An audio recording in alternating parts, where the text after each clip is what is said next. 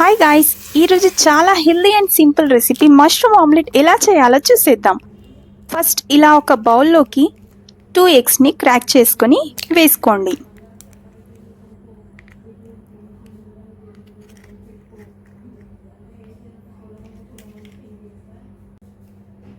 I'm adding some salt, తగినంత ఉప్పు వేసుకోండి.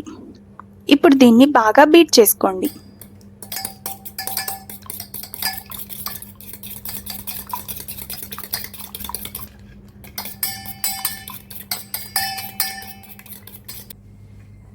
I'm adding some garam masala powder, red chilli powder కూడా యాడ్ చేసుకొని ఇలా బాగా బీట్ చేసుకోవాలి.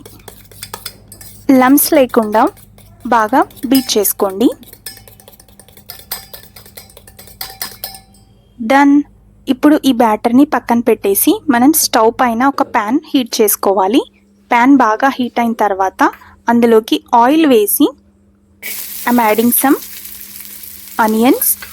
ఆనియన్స్ని ఇలా కట్ చేసుకొని వేసుకోండి.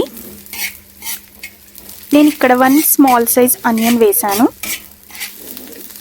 సో లైట్గా ఇలా ఫ్రై చేసుకోండి, just for 20 seconds. Now I'm adding ఇలా కట్ చేసి పెట్టుకున్న మష్రూమ్స్ యాడ్ చేసిన తర్వాత లైట్గా ఫ్రై చేసుకోండి మీడియం ఫ్లేమ్ పైన. మష్రూమ్స్ త్వరగానే కుక్ అయిపోతాయి. సో లైట్గా కుక్ అయ్యే వరకు మీడియం ఫ్లేమ్ పైన ఫ్రై చేసుకోండి.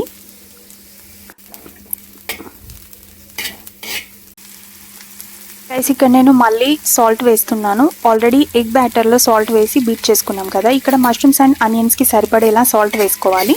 అండ్ అలాగే కొద్దిగా జింజర్ గార్లిక్ పేస్ట్ కూడా యాడ్ చేసుకొని ఇలా బాగా మిక్స్ చేసుకోండి.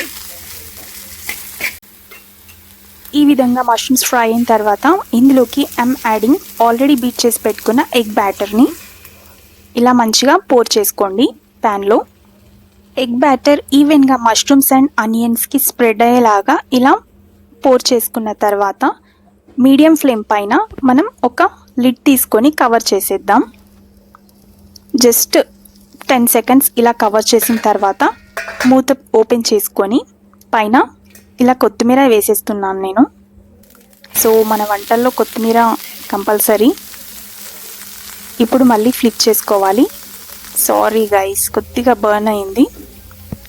సో నో ప్రాబ్లం, మీరు అట్లా బర్న్ అవ్వకుండా తొందరగా టర్న్ చేసుకోండి. సో ఈ రెసిపీ అయితే చాలా బాగుంటుంది. ఇట్స్ వెరీ హెల్దీ అండ్ ఈ రెసిపీ బ్రేక్ఫాస్ట్లోకి కానీ అండ్ సైడ్ డిష్గా కానీ బాగుంటుంది. మీరు తప్పకుండా ట్రై చేస్తారని నేను అనుకుంటున్నాను. ఇలాంటి మరిన్ని రెసిపీస్ కోసం like, share and subscribe. Keep watching. Bye guys.